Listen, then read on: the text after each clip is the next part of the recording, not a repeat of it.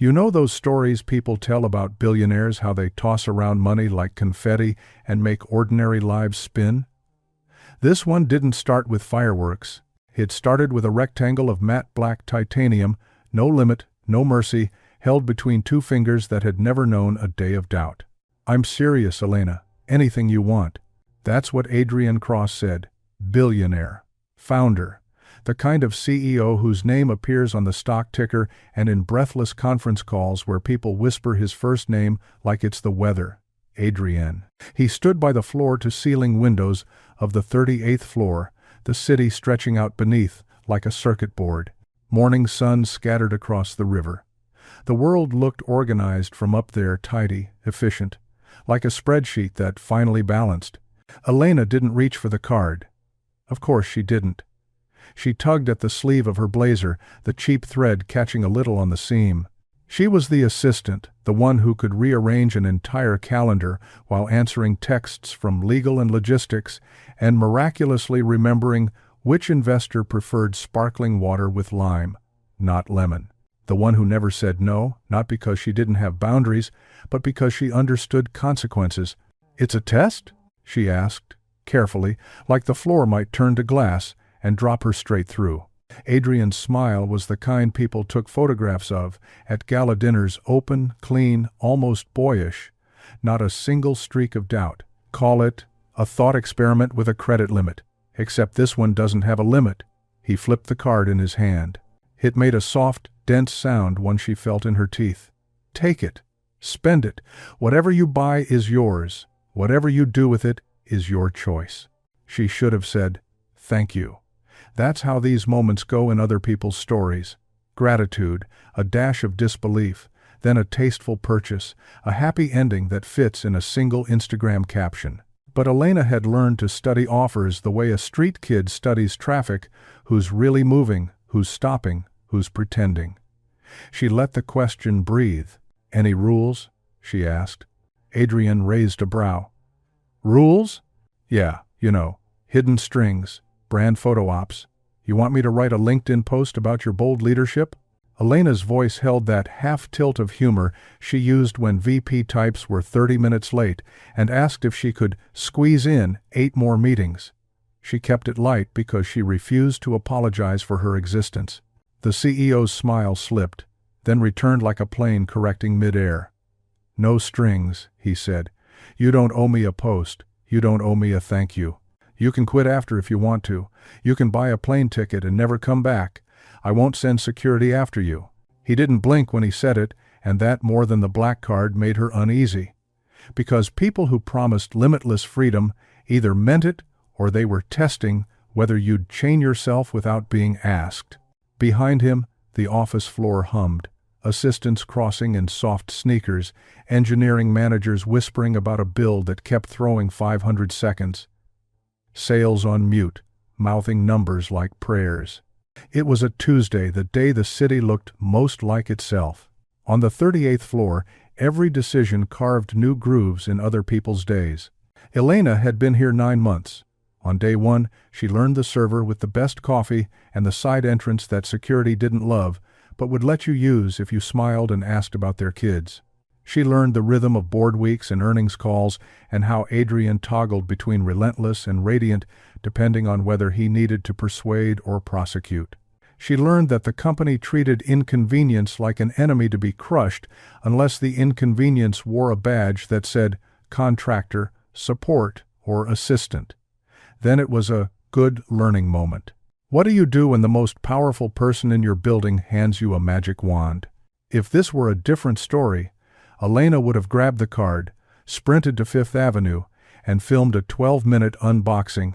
But Elena had a rent-controlled studio with thin walls and a plant she'd revived from the trash of a luxury building. She had a mother who texted heart emojis in pairs because one felt lonely. She had a little brother who'd learned to count change at a bodega counter and now counted hours in a warehouse that never turned off its lights. She had a private list called "If I Ever Have Money," and the first 10 items had nothing to do with handbags. "Why me?" she asked finally. Adrian shrugged. "Because you're good at seeing the whole board." He's all. That was a compliment, and also a clue. Adrian didn't waste moves. If he wanted chaos, he could have picked an influencer in the lobby. If he wanted applause, he could have bought out a charity gala and handed out envelopes like party favors. But he'd chosen Elena, the person whose job was to think 3 days ahead and 10 minutes behind. The person who already knew where every crack ran through this building. "Okay," she said. The words surprised even her. It left her mouth steady, like she'd practiced it. He extended the card. "No limit," he repeated. Soft, almost intimate. No cap. It weighed more than it looked. She didn't put it in her wallet. She held it in her palm like a hot stone and watched Adrian watch her. The moment stretched. He loved suspense. The board loved suspense. Investors loved suspense. The market loved it most of all. But Elena was not performing for the balcony. "I'll bring it back at the end of the day," she said, with a receipt. "Only if you want to," he replied. She gave him a polite smile that made men sign NDAs without reading them. "You'll get a receipt." By noon, Adrian had a fireside with an enterprise client, a check-in with legal about some language in the MSA that gave him hives, and a last-minute interview with a journalist who'd once called him a relentless engine with perfect hair. He performed the day like a tightrope walker, unbothered by wind. People said he had presence. Elena suspected he had practice.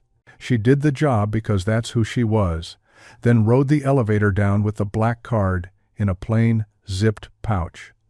The lobby smelled like cologne that pretended it wasn't cologne. Outside, the city popped with lunch-hour motion buses coughing, bikes slicing through lanes, deals being whispered over salads that would be forgotten by 4 p.m. Her phone buzzed with a message from her brother. "You free later? Need help? W divided by something." She typed back, "Late. Big day." That was true, it just didn't explain the shape of it. There are stores designed to make you forget that money is real.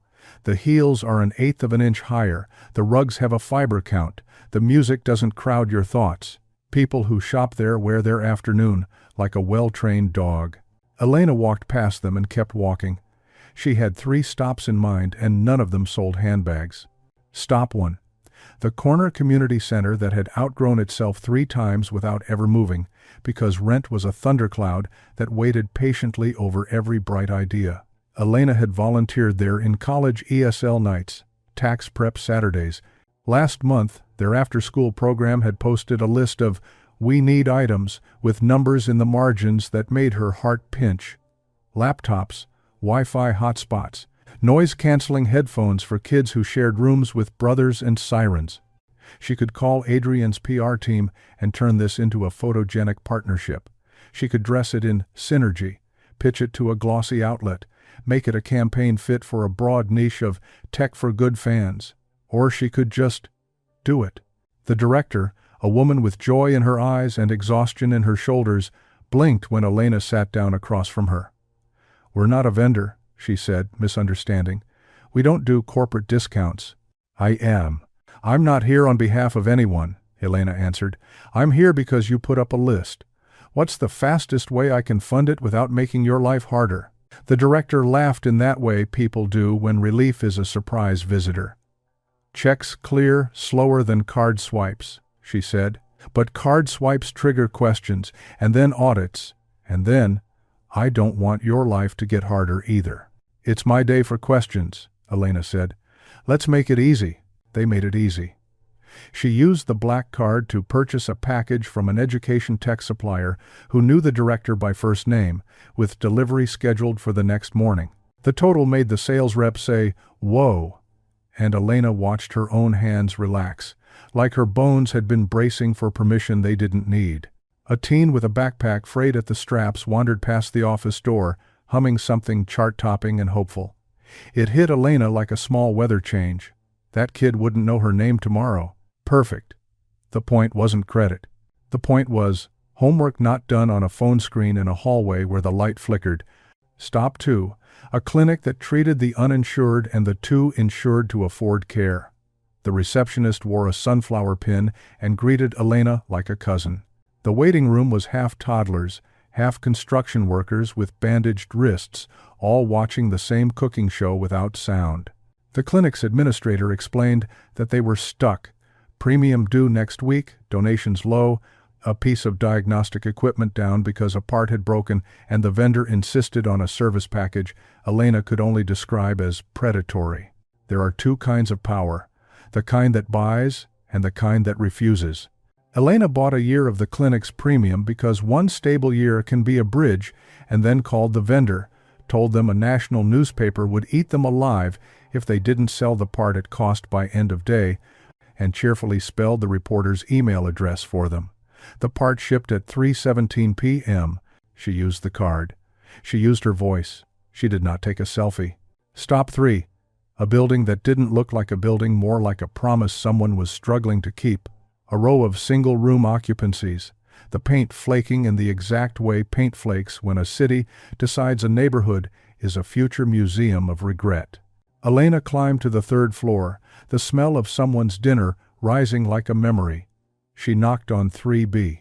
Her mother opened the door in a sweater that had belonged to Elena's grandmother. The cardiologist called it genetic, like a riddle solved. The landlord called it unfortunate, like a weather report.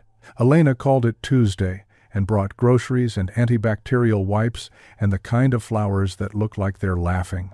Today she brought a pharmacy's worth of what wasn't covered, a few months' piece bundled into a small pile of boxes.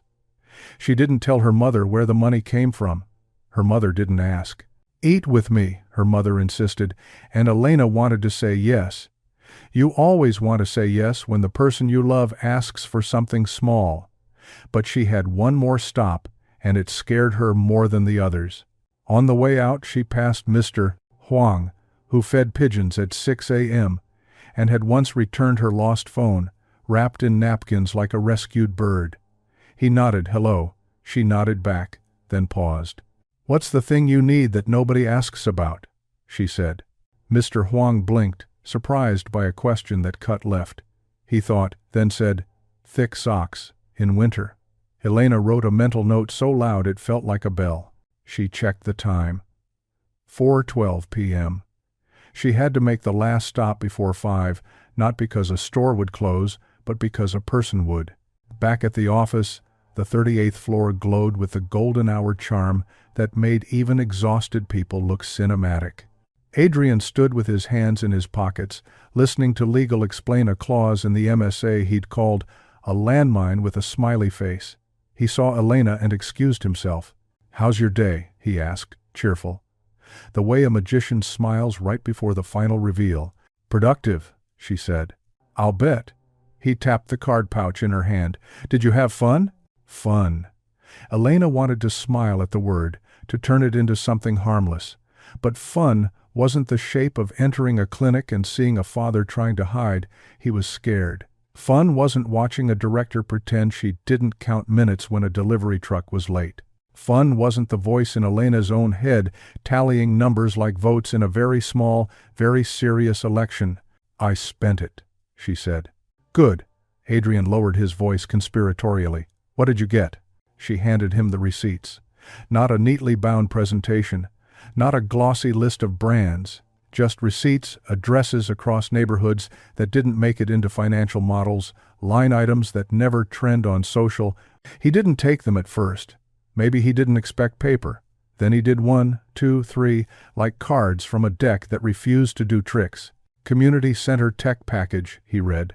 Clinic Premium, Equipment Part. The numbers were not small. They were not, for him, large. "And this one," he said, frowning. "A prepayment on a building's winter supplies?" "Blankets," she said. "Socks. Space heaters that won't burn the place down. It's September. I can't fix January in January." He looked up.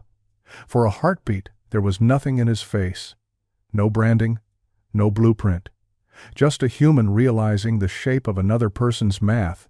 "You bought—" "Nothing for yourself," he said finally. She shrugged. "Depends on your definition of myself. I live in this city." He laughed, but it wasn't the kind of laugh that wants the room to join in. "You know," he said, "I had a whole arc planned in my head where you went to a store that sells things that shine. And then I would say something wise about temptation, and then I would give you a raise for not being tempted." What a tidy story. she said, smiling so he would know she wasn't punishing him for his honesty. It was, he admitted, but I like yours better. Across the floor, sales erupted in cautious applause. Someone had closed a deal that had been stuck so long people made jokes about its retirement plan. The sun dipped lower, and the river turned the color of tea. Elena glanced at the time. She still had to answer 6 emails and a DM from facilities about a leak on 12, but something in the day had seized, clicked into place. Adrian wasn't done. Of course he wasn't. I said anything you want, he went on, tapping the pouch, and you bought other people's stability. Is that what you want, Elena? Yes, she said, without wobble. He watched her like a chess player who realizes the endgame he'd memorized doesn't apply on this board. Then I guess I need to make a new rule, he said. Thought you said there weren't any, she replied lightly. There weren't, he agreed, but you've convinced me to add at least one. He slid the black card back into the pouch and, for the first time all day, it looked less like a weapon and more like a tool. No more whispering about care around here. It was an odd sentence, half-formed, like a promise learning to stand. Elena tilted her head. You're going to make caring official policy? I'm going to make it visible, he said. We've poured millions into perks that look good in recruitment videos. But this, he tapped the receipts again, softer now. This is operating system stuff. Elena didn't say I told you so because she hadn't. She hadn't told him anything. She had just shown him a version of want that better matched the city beyond the glass. He glanced toward the conference room, where the board would soon file in, fragrant with curated urgency. Stay, he said. I want you in the room. I am. Assistants don't sit in board meetings unless someone needs to record action items or rescue people from their own slides. Elena did both with quiet excellence. She also knew when not to sit. You don't need me, she said. Not for photo ops. Not for photo ops, he repeated, a private smile flipping on behind his eyes. For context, she could have said yes. 5 minutes in that room would reshuffle how people at the company looked at her. But the day had taught her something else. Power isn't always where you think it is. Rain check, she said. I have 6 emails that could turn into fires if I ignore them, and facilities thinks a ceiling is crying. The CEO of a public company nodded. Go put out the fires. I'll go light one. She turned to leave, then paused. Adrian? Yeah? Tomorrow the community center delivery is at 9. The clinic part arrives by noon. If anyone tries to turn them into a press tour, I'll cancel the orders, take the loss, and spend your money again somewhere else. He studied her. There are moments in every relationship: boss divided by assistant, company divided by city, person divided by money, where everyone silently agrees on what the story is going to be. He considered, then held out his hand like they were sealing something more valuable than a deal. No press, he said. No spin. She shook his hand. Receipts will be in your inbox by 6. He's prize. She could feel people watching, because people always watch the moment a story changes.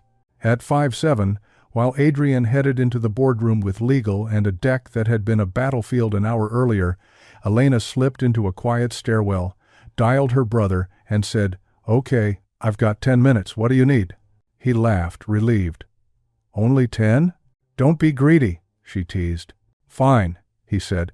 There's this thing at the warehouse. New guy is getting chewed out because he messed up a scanner configuration.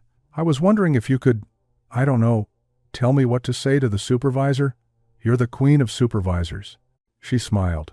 The city shifted outside, the river holding the last light like a secret. Tell him this, she said. Training is cheaper than turnover, and nobody learns better under humiliation. You think he'll listen? You think I care? She said gently. Say it anyway. When she hung up, she looked at the card pouch, felt its weight in her bag. She'd return it, sure. But it wasn't the card that mattered now. It was the rule that had started to form its first sentence. No more whispering about care. It sounded small. It wasn't. By the time she made it to facilities, the leak on 12 had turned into a drip you could outwalk. She charmed a plumber's ETA into existence and left a note taped to a desk with a joke good enough to earn a tired smile from a project manager who thought she'd forgotten how. At 6:02, she sent Adrian the receipts, each with 2 lines: what it was, who it touched. At 6:15, her phone buzzed with a one-word reply: seen. No exclamation point, no performative emoji, just seen. Downstairs, streetlights bloomed. People poured out of buildings, their footsteps like a river, some running toward dinners, some toward second jobs, some toward a bed that would feel like an apology. Elena stood in the revolving door and watched a woman across the street shift a sleeping child from shoulder to shoulder. She thought of tomorrow's delivery, and the day after, and January. There would be questions. There would be resistance disguised as rigor. There would be meetings where someone argued that care wasn't core, that the stock price needed different vitamins. There would be memos. But the story had moved. She could feel it under her shoes. She walked home with empty hands, which is not the same as having nothing. In her inbox, seen sat like a small lamp. In her mind, the city reorganized itself into a list: people, places, problems. And next to each problem, a box she could check if someone handed her the right tool and stopped caring who got the credit for using it. The black card would go back to its owner. The receipts would go to finance. The policy would go, who knew, into the bloodstream, if she had her way. And if you're wondering whether Elena slept that night, the honest answer is, not much.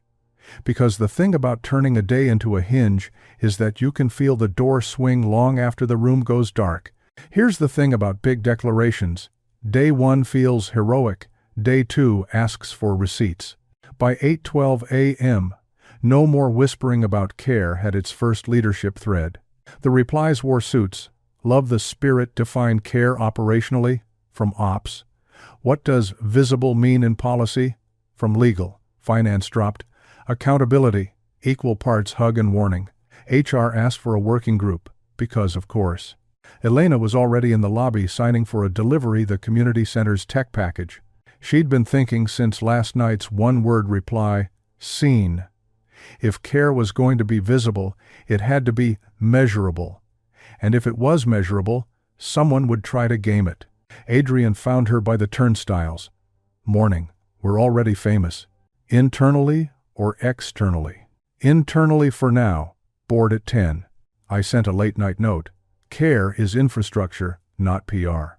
Accurate, which was Elena's polite way of saying, brace. She handed off the pallets to the courier and turned to him. We need structure. 3 lanes. People care, place care, process care. People equals direct support to stabilize lives.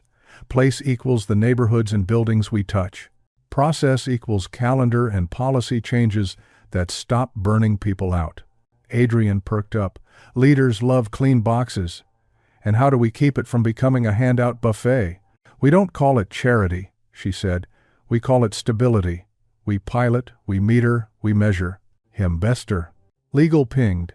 For your information, anything outside standard benefits needs compliance. Comms risk if black card leaks. Elena typed, no employee perks. Early pilots are external suppliers paid directly. EdTech order, clinic part. No recruiting tie-ins. Legal thumbed up. 9:05 a.m. The supplier texted a photo of stacked boxes and a beaming director. Elena saved it for the quarterly report that would contain no faces. 9:11. The clinic admin. Replacement part out for delivery. Diagnostics back tomorrow. Elena replied, please don't post about us. Say community partner. The admin. Respect. But in guess. Ops lead Mason asked the real question in the thread.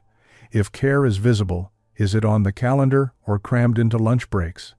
Elena posted a plan. Book 2 hours divided by week, divided by team for people and place care or process care when that's the kindest move. Rotate who leads so no one becomes the care mule. Track attrition, sick days, overtime, incident rates, 6mo baseline versus pilot. If numbers don't move, we adapt. Finance. 2 hours equals dollar. Dollar impact.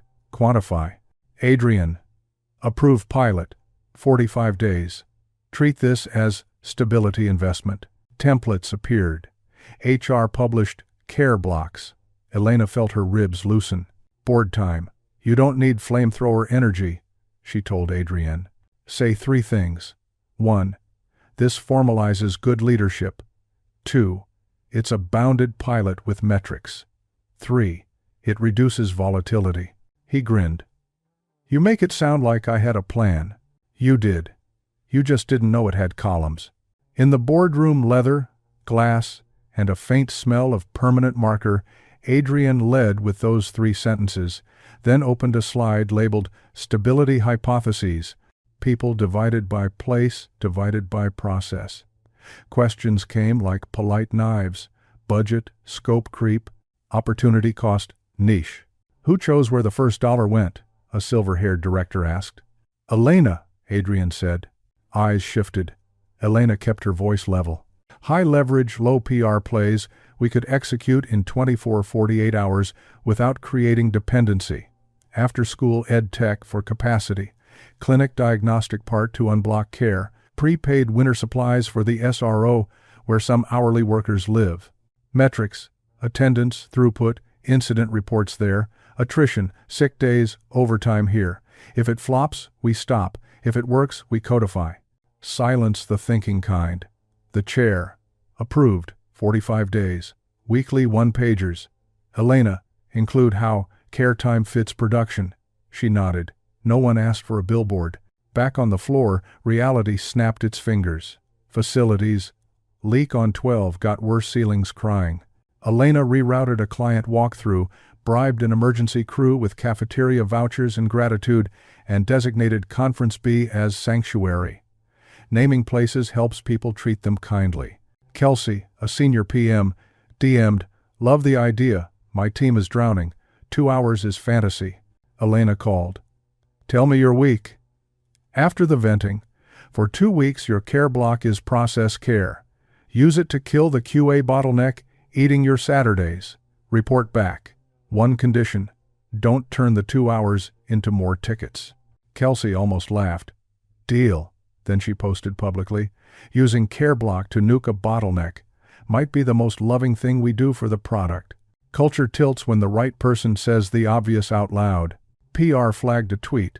A gossip account sniffing around. Which CEO gave his assistant a black card as a test? Elena found Adrienne. We stick with no press, no spin, she said. If this becomes your redemption arc, the policy dies. Agreed. What if they print? We do the work. If facts get twisted in a way that harms people, legal corrects without details. Otherwise, silence. He studied her. You've done this before. People love writing stories about girls like me, she said. I learned to keep my pen. The clinic texted a picture of the bubble-wrapped part. You're absurdly effective, Elena typed. Absurd is our brand. Levity is a load-bearing beam. Adrienne drifted by, near 5, looking like adrenaline had finally met purpose. Board wants weekly updates. Dashboards, small ones, no gradients, she said, and narrative about the work, not the people. You'll draft?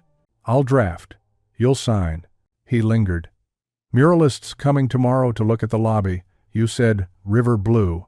I want a river. Hire them. Pay full rate. And make them walk the building, first night shift, reception, techs. Paint after listening. A softer grin. Done. Before shutdown, Elena added a new section in the Care OS V01 doc and titled it Teeth. If a manager uses care blocks as crunch time, they lose the blocks the next week and must explain it to the team. If a pilot creates dependency without stability, pause and redesign. If someone tries to turn care into a photo op without consent, cancel the event. No exceptions.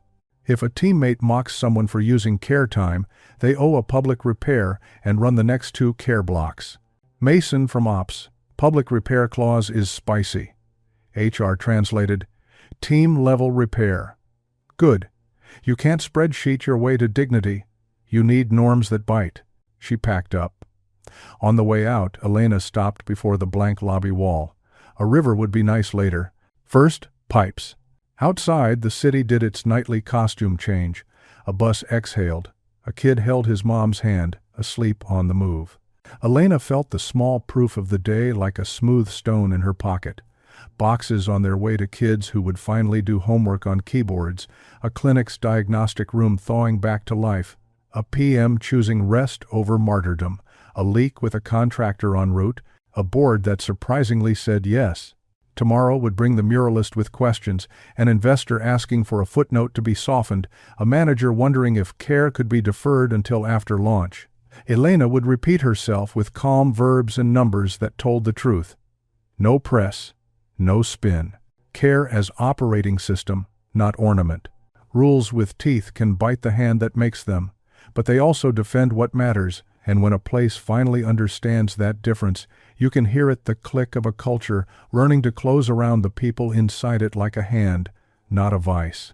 The day the muralist arrived with a sketchbook and a list of questions longer than a procurement form, Elena realized something quietly perilous. Symbols move faster than systems. You can paint a river in a week. Building pipes takes months, and a tolerance for bad news.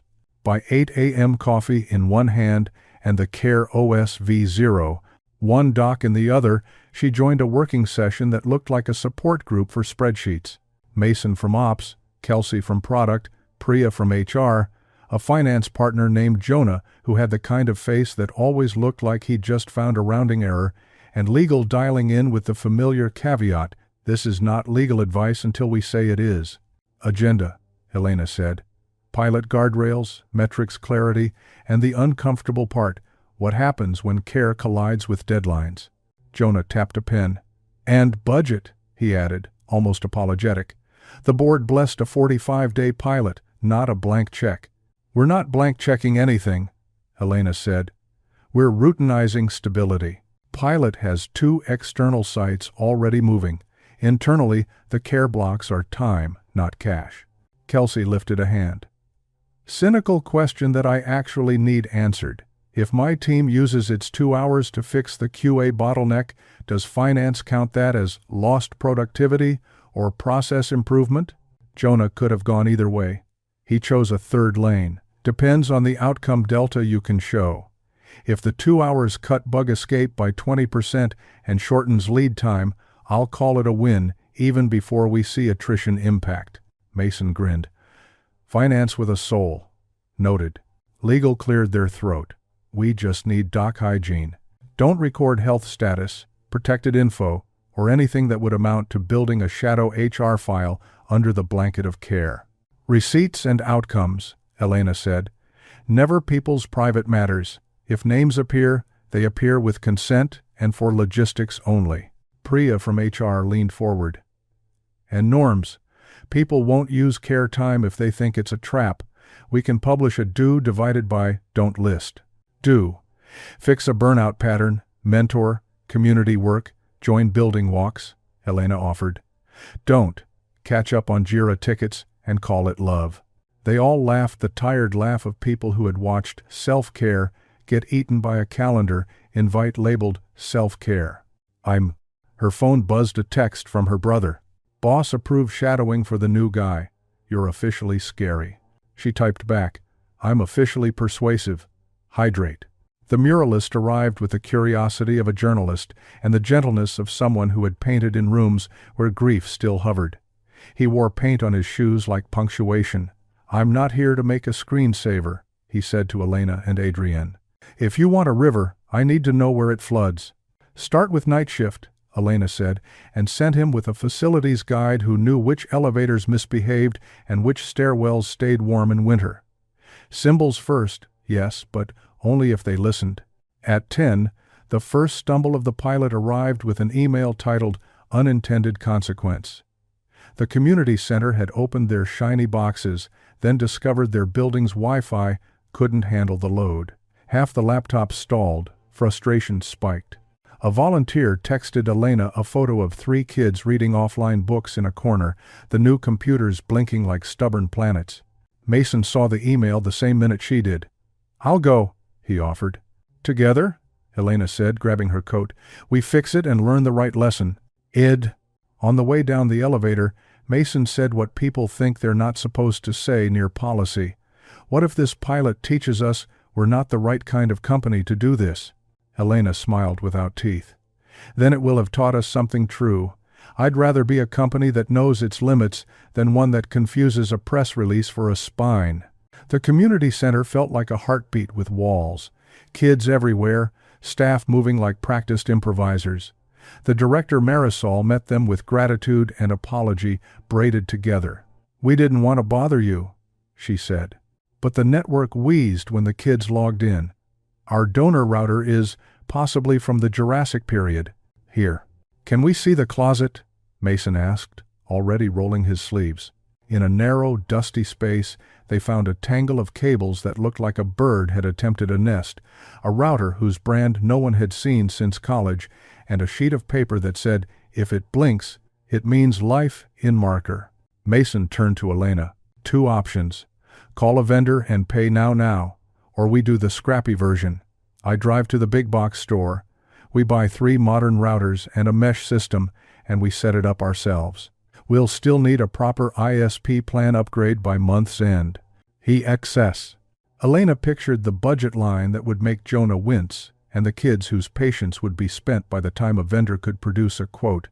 "Do the scrappy version," she said. "Proper upgrade queued. Give me a list." Marisol looked relieved in a way that made Elena's throat tighten. "I can't believe you're here," she said. "People donate and disappear." "We're not people," Mason said, then caught himself. "That sounded wrong. We're people. We're also stubborn." 2 hours later, with mesh nodes glowing like small moons and a speed test that no longer laughed at itself, the after-school room buzzed with the beautiful sound of keys tapping. A kid in a hoodie looked up from a research page and said, to no one in particular, "This is fast."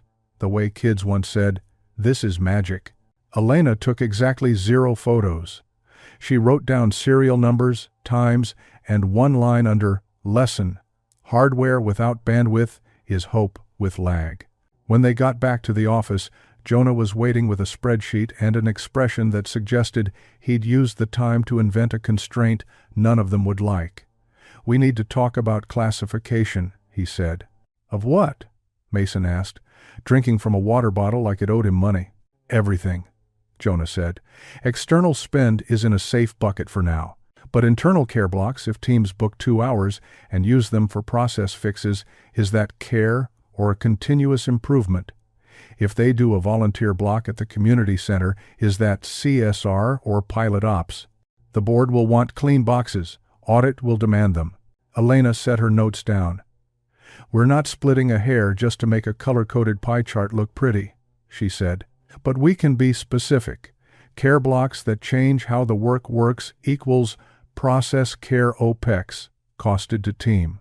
Blocks that support people divided by place outside our walls equals corporate operations pilot, central line for the 45 days, with receipts. No headcount charging, no recruiting tie-ins." Jonah studied her.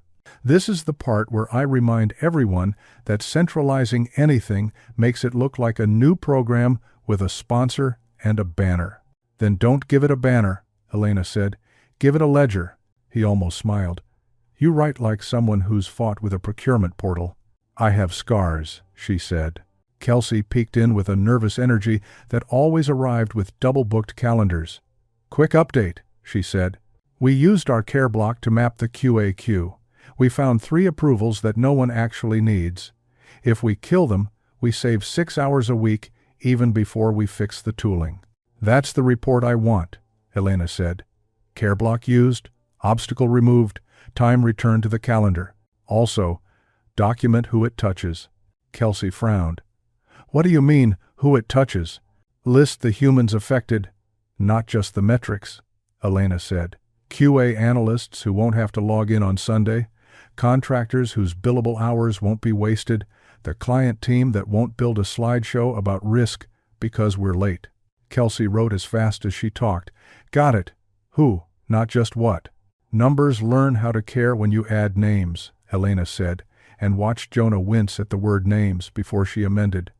"Roles and counts. Not personal data.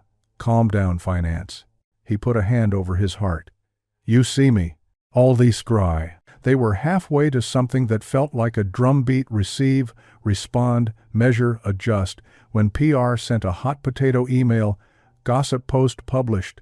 Headline: Which CEO gave his assistant a black card to test her soul? The piece was riddled with anonymous quotes from a source who claimed the assistant blew the money on a sob story tour. The comment section did what comment sections do. Adrian walked in with the storm contained in his shoulders. "We ignore it," he said, mostly to convince himself. "We ignore it," Elena repeated, like a nurse reminding a patient to breathe. PR slid a draft statement across the table anyway, the corporate version of a security blanket. "We're committed to community partnerships and employee well-being. Any rumors unrelated to our mission are just that, rumors." Elena read it and shook her head. "It elevates the rumor. It smells like fear." Legal nodded. "Agreed. If asked directly by reputable outlets, we'll say we don't comment on internal matters and refer to published policy. No denials, no color." Adrian exhaled. "Okay. Let it burn out." It didn't, not immediately. An investor emailed a line that made Elena want to bite a pencil in half. "I hope this Care OS's doesn't distract from our niche." She drafted a reply for Adrian that read like a judo move. "Our niche is resilient enterprise platforms. Nothing is more on niche than reducing failure modes, human and technical. Care OS is a reliability layer for the people who ship the product." Adrian sent it with one edit. He swapped failure modes for fragilities. He understood his audience.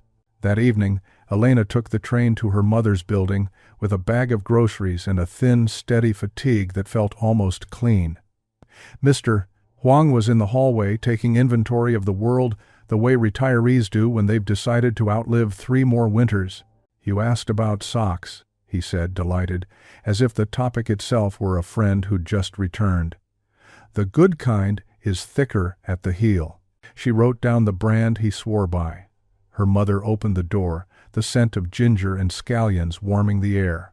They ate while the local news murmured about weather and elections that came around as reliably as leaks. "Work?" her mother asked, as she always did, a question with only 2 answers, no matter how complicated the day: okay or not okay. "Okay," Elena said, and meant it. "We fixed internet for kids. We started fixing a bottleneck that was eating people's weekends, and we didn't let a rumor become our story." "I'm play." Her mother nodded like a judge granting parole. "Good girl." On the way home, a new message appeared from Jonah, a spreadsheet titled Stability Metrics Draft. It was tidy without being smug. Baselines for attrition, sick days, overtime, incident reports. A column labeled Who It Touches, with entries like Night Shift Cleaners, 7, QA Analysts, 12, Support Queue, 17. Not names, just witnesses. He'd added a footnote. "We measure, so we don't mythologize." Elena smiled at the screen and typed back, "And so we don't minimize." The next morning, the muralist returned from his building walks with a fresh set of sketches. "You were right," he told Elena in the lobby. "Paint later, pipes first. But when you're ready, the river should not be straight. It should bend where the building bends around reception, past the service elevator, down the corridor to the loading dock." "Why the loading dock?" Adrian asked. "Because that's where the work enters," the muralist said simply. "If your river doesn't touch the place where people lift, it's just decoration." Elena loved him instantly. They were readying a small internal note to explain the pilot in human words, bullet points, verbs, no halo, when the first serious argument broke out, not in public, but in a meeting where slides go to see if they deserve a life. Finance had pulled data on the cost of 2 hours divided by week, divided by team, across the company, multiplied by an average loaded rate. The number made everyone go quiet. It was not obscene. It was also not nothing. 112,000 person-hours over 45 days, Jonah said. "That's the projection if every team books religiously." "Every team won't," Priya said. "Some will. Some can't yet. And some shouldn't," Kelsey added. "If you're in the blast radius of a release, you'll trade hours like water." "This is the part where I remind you all," Jonah said carefully. That I have to stand in front of the audit committee and explain why we invested 6 figures of time in a thing that sounds like being nice. It's not nice, Mason said. It's stability. Prove it, Jonah said. Elena slid a single page across the table. On it, 3 columns, already smudged with coffee. We picked 3 pilot indicators for internal teams, she said. 1. Weekend page count for on-call engineers. 2. Average age of open bugs in Kelsey's product area. 3. Sick day spikes after releases. We're aiming for a 10-15% improvement in 6 weeks. That's aggressive but not magical. Add to that the external pilots, after-school attendance up 20%, clinic diagnostic throughput back to baseline. Jonah studied the page like it might confess something. This is good, he said. This I can take to audit. It says, we are not being Santa, we are being sane. Also, Elena added, pointing to the small row at the bottom, cost of attrition. We lose a mid-level engineer? That's 20-30% of salary in recruiting and ramp, not counting product slippage. If care blocks avert even 3 exits this quarter, they've paid for themselves. Mason whistled. She brought a knife to a spreadsheet fight. Kelsey leaned back, eyes tired but alight. Can we be honest about the part that won't show up in metrics yet? The apology clause? Priya smiled. Team-level repair. Right, Kelsey said. I already used it this morning, someone snarked. Must be nice to have time to fix feelings. I paused the meeting and said we'd be using next week's care block for them to run a How to Ask for Help workshop. How'd that go? Mason asked, delighted. Kelsey shrugged. Mortifying in the moment, but no one cracked a joke after. Jonah closed his laptop like a truce flag. I still have to be the guy who asks where the money goes, he said. But if you keep handing me this scope, metrics, who it touches, I can be the guy who says yes without losing sleep. Elena nodded. That's the deal. You protect the ledger, we protect the story. When she finally exhaled at her desk, the rumor post had sunk beneath a newer outrage, as the internet does, leaving behind the taste of metal and the lesson Adrian would write in his weekly note. We didn't respond. We worked. She sent a short update to the board. 3 bullets, 1 sentence each. People care. QA team removed 3 unnecessary approvals. Bug age trending down. On-call weekend pages -12% week over week. Place care. Community center bandwidth stabilized, attendance plus 18% in first 48 hours. Clinic diagnostic unit live, throughput at baseline. Process care. Care blocks scheduled across 63% of teams. Early misuse flagged and repaired at team level, no photo ops. She ended with the same line that had started to become her signature. We are not laundering reputation, we are lowering fragility. Adrian replied 5 minutes later, perfect, sending as is. That night, Elena walked past the blank lobby wall again and imagined the river the muralist had described, with bends that respected where people carried weight. She thought of her mother's soft, good girl, of Mr. Huang's socks, of kids typing faster than ghosts, of Kelsey's team breathing a little easier on a Saturday. She thought of Jonah, the human personification of a calculator who had decided to be persuaded by evidence that came with verbs and who it touches. And she thought of the part of herself that had learned, over a decade of being the person who made other people's days possible, that care without teeth becomes a suggestion. Care with teeth becomes a standard. The rumor would fade, the mural would come, the pipes would take time. In the meantime, the metric that mattered most was stubborn and quiet. Did fewer people feel like they had to whisper to ask for a humane week? She unlocked her apartment, watered the plant that refused to die, and set an alarm labeled, Write the one-pager for audit. Then she opened a new doc and titled it, Part 4 Crisis in Public, Truth in Private, because she knew how stories moved in companies. Forward, sideways, and sometimes right through the heart. Tomorrow, someone would complain that care blocks were nice to have. Someone else would say they saved their team. A third person would forward a new rumor. Elena would answer them all with the same posture. Calm verbs, clear numbers, and that short, unfancy sentence she and Adrian had agreed to practice until it became muscle memory. No more whispering. If you ask any comms person what keeps them awake, they won't say, bad press. They'll say, half-true press, the kind that looks like a mirror fogged just enough to make you doubt your own face. By 7:40 a.m., the gossip post had been reborn as a think piece on a tech site that used to love Adrian and now loved the story more. The headline did its job: When Billionaire Games Masquerade as Morality Plays. A paragraph down, a source close to the matter described Elena as a junior assistant who went on a sympathy spending spree. Junior, sympathy, spending spree. 3 words, arranged like a spell. Elena read it on her phone by the elevator bank and felt the brief, familiar lift of anger like a kite that knows the wind won't last. Then she put the phone face down and pressed the button for 38. Inside the elevator, someone from sales said, "Wild piece, huh?"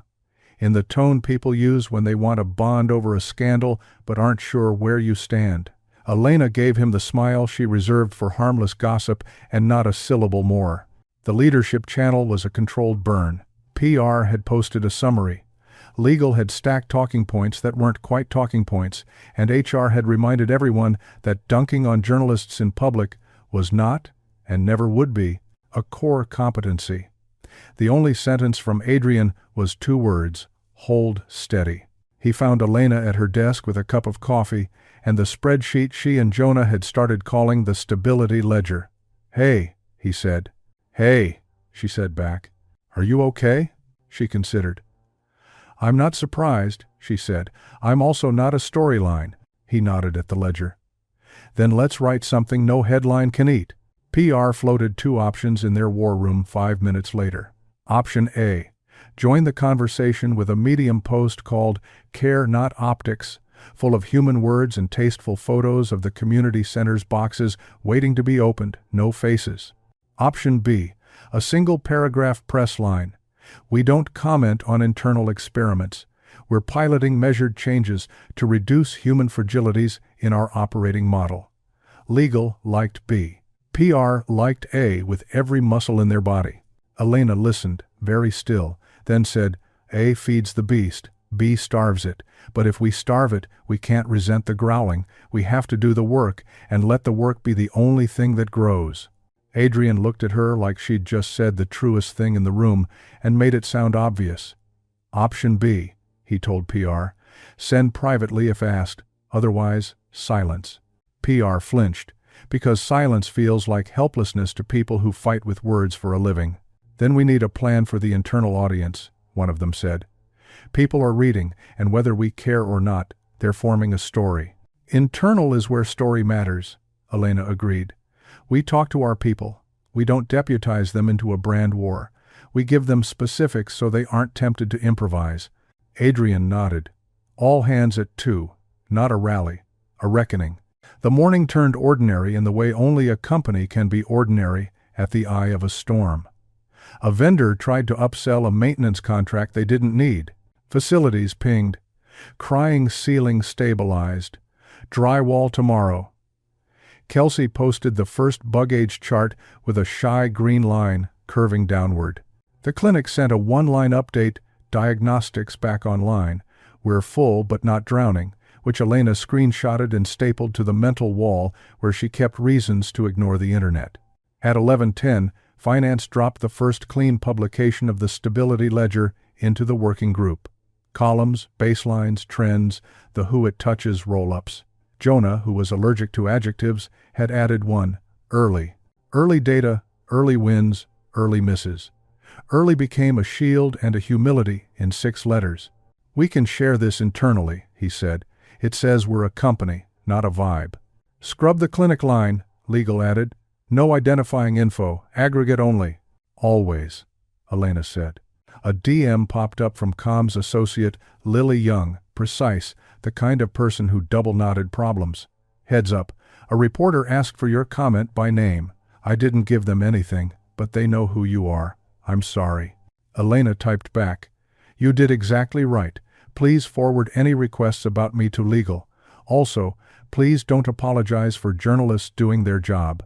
"Copy," Lily wrote, and then, because she was human, "Are you okay?" "I'm better when I'm busy," Elena sent, and meant it. At 1:55, the all-hands stream went live. No hype music, no drone shots of the campus. Just Adrian at a podium with a glass of water and a slide behind him that read, Care OS. What this is, divided by is not. So well. He started with the only thing he could start with. You've probably seen some chatter about a black card and a test. I'm not going to feed that story. Here's ours. Last week, I told someone on our team she could spend company money on anything she wanted. She spent it on stability, none of it on herself. With her lead, we are piloting a policy called Care OS. This is not charity. This is operating design. He clicked. The slide filled with 3 columns: people, place, process. Underneath each, verbs. Not nouns dressed up as verbs, actual, sweaty verbs. This is what it is, he said. Bounded, measured, boring in the ways that make good things stick. This is what it isn't. A press campaign, a perk, a halo.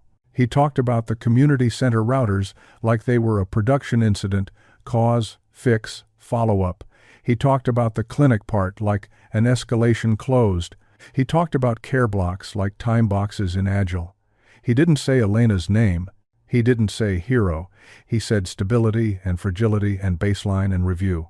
Then he did the thing leaders rarely do in public. He named the cost. If every team uses 2 hours a week, he said, we spend time we could spend on features.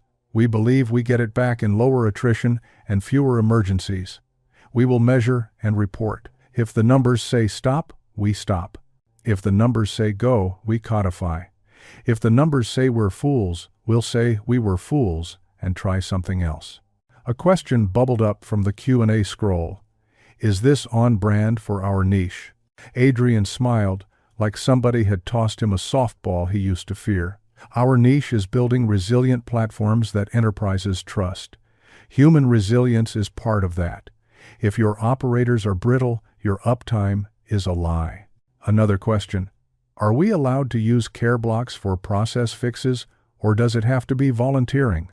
Use them for the kindest thing that reduces fragility, he said. Sometimes that's a food bank. Sometimes it's killing a loop that eats weekends. Off camera, Elena exhaled. He didn't flinch. He didn't perform. The last question came from support, the team that swallowed customer pain for breakfast and never appeared in launch videos. What happens if a manager mocks us for taking the time? The chat quieted, as if the company held its breath. Adrian glanced at Elena. She nodded. Say it. We repair it at the team level, publicly, he said. And the person who mocked runs the next 2 care blocks. We don't punish with a memo. We teach with practice. The stream ended. In the first 5 minutes, 3 things happened. A small stock dip stabilized. The rumor account subtweeted something snide, which Elena didn't read. And Kelsey's team posted a before divided by after chart that was boring in the best way, fewer red dots, shorter lines. Someone in customer success chimed in, Care block used to rework the on-call rotation, pages down, people slept. Heart, heart, heart. Good, Jonah said, stepping into the doorway of Elena's little command center. We fed the company a report, not a sermon. And no faces, Legal added, hovering like a guardian angel with a law degree. Thank you. At 3:10, the real crisis arrived, as it always does, uninvited and uninterested in your calendar. A partial outage in a Tier 2 service just as a major client's batch window opened. The irony would have been funny if it hadn't involved penalties. The incident channel lit up, on-call acknowledged, pager escalations chirped, Mason pinged Elena. Do we pause care blocks for teams in the blast radius? Yes, she replied. Care block is not a suicide pact. When we pause, we repay. Also, feed the room literally. Within 20 minutes, incident command had a rhythm. Elena wasn't SRE, but she knew what a hungry room did to judgment.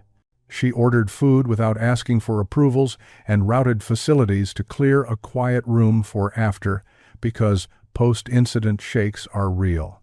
She posted in the care channel, reminder, process care counts. If your team's best care today is writing a post-mortem that removes a paper cut, do that and log it. The outage resolved in under an hour. Nobody spiked a football. Someone made a joke about Care OS crashing prod, and someone else wrote, too soon. And then, because muscle memory is culture, they wrote, kidding. Good fix. Eat something. Adrian appeared, calm with a side of adrenaline. We okay? We will be, Elena said. Support wants extra coverage tonight.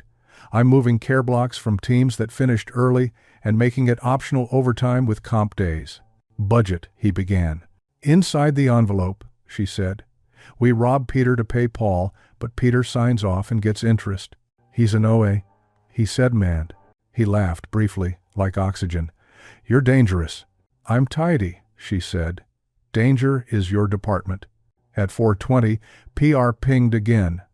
A podcast host with an appetite for redemption arcs had requested Adrian live tomorrow to set the record straight.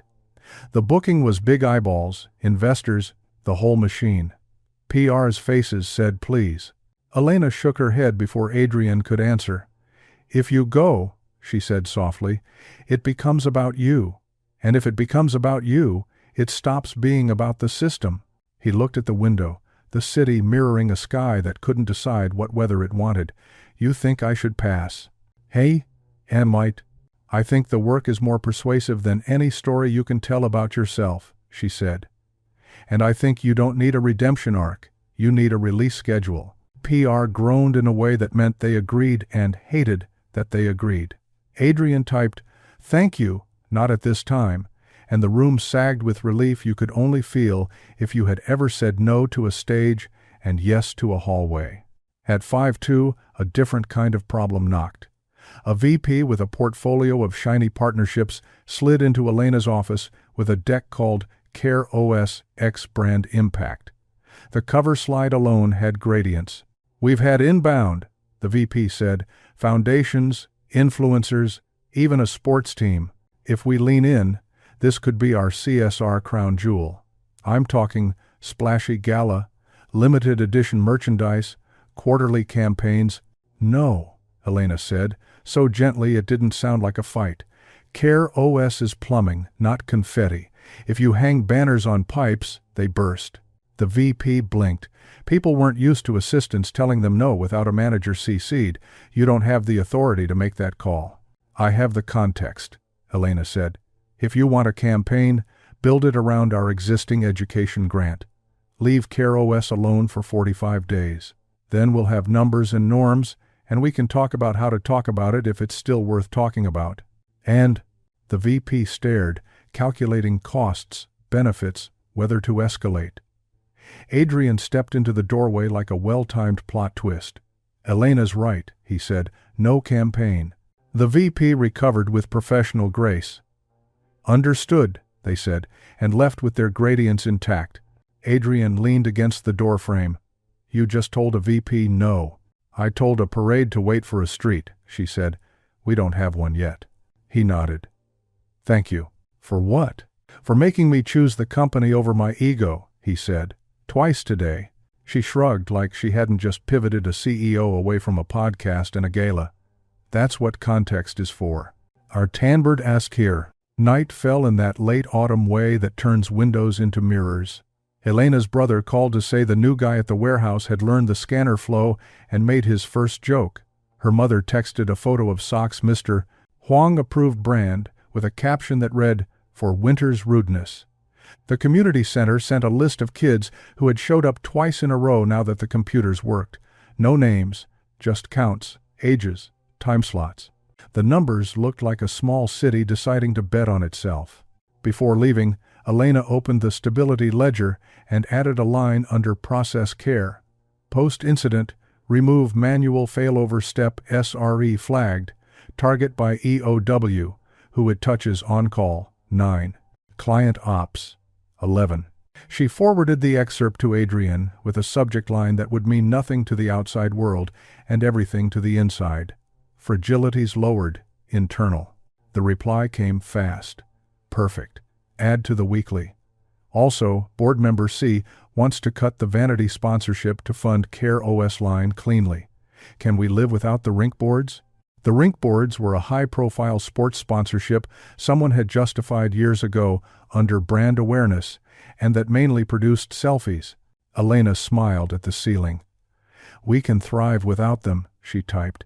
"If we reallocate, make it boring on purpose. No new logo, just pipes." "Done," Adrian wrote. She shut her laptop, stood, and took the long route out. The muralist's sketches were taped in the lobby, now penciled bends, notes about light, arrows pointing toward the loading dock. A receptionist leaned over to Elena and whispered, "He asked me what time the night shift leaves." The receptionist sounded delighted, like the question itself had done a kindness. "Good," Elena said. "Then he's painting the right river." Outside, the air had that metallic snap that precedes winter. Streetlights printed halos on wet pavement. Somewhere, an apartment window poured out a trumpet's brave attempt at a jazz standard. Elena thought about the word junior in the article and felt oddly tender toward it. There is a dignity in junior when it means you are still learning, still willing to be wrong, still fast to say, "I don't know, but I can find out." She wasn't a storyline, and she wasn't a symbol. She was a person with a ledger and a rule in her pocket. The rule had teeth. The ledger had witnesses. The day had made a simple promise to the night. "Tomorrow, we will do this again." On her way home, her phone buzzed. A text from Lily in comms. "Your all-hands line about starving the beast? People are quoting it." Quietly. "In the good way." Elena typed back. "We didn't say it for them to quote. We said it so we'd remember." She put the phone away and crossed the street. Not in a hurry. That was the small victory the story couldn't measure. Not walking fast just to prove you could. The city moved around her, elbow to elbow with itself, noisy and kind, petty and brave, full of people who would never see their names in an article and would change something anyway. Truth is slow. It doesn't trend. It settles in. It builds pipes. It teaches numbers to care. And when a crisis in public runs out of oxygen, truth in private is what's left quiet, measurable, a river under the floor. Rollouts look sleek on slides. In real life, they lurch, they squeak, they ask dumb questions at the worst possible time. That's fine. Pipes shouldn't be glamorous. They should work. By Monday, Care OS had moved from a pilot with vibes to a pilot with calendars, SOPs, and a training deck that refused to be pretty. Elena named the deck "How Not to Ruin This," because honesty travels farther than frosting. First slide. Care isn't a perk. A perk flatters recruiting. A standard stabilizes people. Second slide. If it doesn't reduce fragility, it's not care. Third, metrics or it didn't happen. HR booked short trainings 25 minutes. No TED energy anchored by 3 questions managers had to answer out loud. 1. What's one fragility your team tolerates that you're willing to retire? 2. What will you spend 2 hours on that makes the week kinder next week? 3. How will you prove it helped people and not just a dashboard? Middle management, the most overburdened layer in any company, arrived skeptical and practical. Some looked relieved they weren't being asked to become saints. Others wore the face that says, "Is this another quarter's fad?" Elena didn't try to win them with grand speeches. She handed them verbs: rotate, book, fix, measure, publish. Mason from Ops co-facilitated. He made the case as someone whose pager could ruin a birthday. 2 hours is not a spa day, he told a room of team leads. It's an engineering investment. If you kill one silly loop, you get the hours back with interest. He clicked a slide showing the QA bottleneck Kelsey's team had strangled. Approvals down from 5 to 2, bug age down 17% in 10 days, weekend pages down 12%. Boring, blessed improvement. A hand went up. What if my VP borrows the block for sprint crunch? Elena didn't blink. They don't borrow it. If crunch steals care, next week the team gets 4 hours and the VP runs the session. Consequence is a teacher. Another hand. What about folks who don't want to do good on company time? Not everybody's into volunteering. Good, Elena said. Care blocks aren't a charity shift unless that's the best move. Process care counts improving how you work so people don't burn out counts. Doing good is killing the thing that makes your Tuesday inhumane. In the back, Jonah from finance took notes like a court reporter. He had learned that if he wanted to sleep, he needed to hear the sentences managers would say to their teams, not just see the totals after. After the session, a lead from infrastructure pulled Elena aside. "Cards on the table," she said. "We're slammed. Our 2 hours will become middle of the night unless you give us cover." "You'll have it," Elena said. "Use the block during business hours. If someone barks, forward them to me." "Forward to the assistant?" The lead said it without malice, just a lifetime of hierarchy baked into her vowels. "Forward to the person holding the rulebook," Elena said, not unkindly. "I'm easier to fight than your VP." The lead laughed. "Deal." The first week of rollout looked like this. Tiny, visible victories, and the kind of friction that tells you you're alive. Support reworked their on-call map and dropped overnight pages by 20% in 4 days. IT walked through the building with the muralist and realized the service elevator stalled at the loading dock at 3 a.m. because a cheap relay overheated. Easy fix, hard to notice if you never talked to the people who used it when the building was asleep. Recruiting used their block to delete a performative interview step that caught nobody and exhausted everybody. Not everything soared.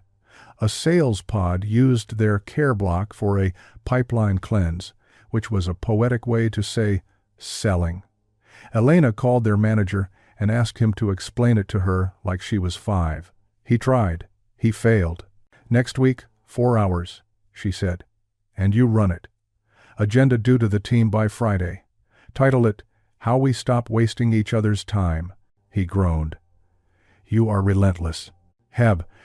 "Correct," she said, and sent him a template called Team Level Repair, stripped of HR perfume and filled with practical steps. Name the misuse, name the fix, run the block, publish the lesson.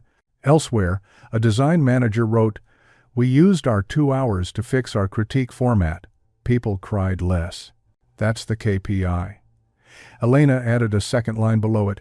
Average review cycles shortened 14% because cried less is valid and 14% is how you keep the board on the bus. Every afternoon, the stability ledger updated. Jonah published a small, unsmug dashboard. Attrition flat. Too early. Sick days steady. Too early.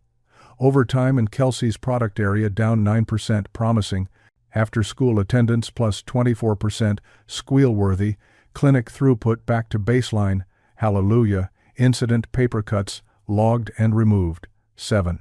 He added a fourth tab titled, Who It Touches, because that line had gotten into his bones. Night shift cleaners, 7. SRE on call, 9. QA analysts, 12. Reception, 6. Community kids, 48. Clinic patients, est.